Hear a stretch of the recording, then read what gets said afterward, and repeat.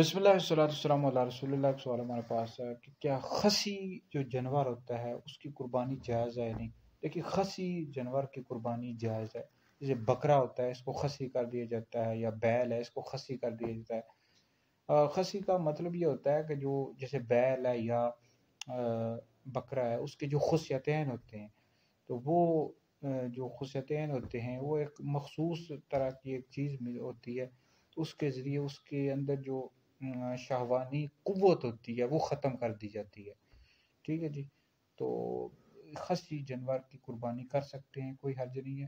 اور اسی طرح یہ بھی سوال آیا ہے کہ بعض اوقات یہ ہوتا ہے کہ کوئی بکرا ہے یا بیل ہے، اس کا ایک خصیتین کٹا ہوا ہے، خصیتین نہیں ہے، تو پھر بھی ایسے جانور کی قربانی ہو جائے گی۔ ٹھیک ہے جی، اگر ایک خصیتین ہے، ایک کٹا ہوا ہے، تو اس کی بھی قربانی ہو جائے گی۔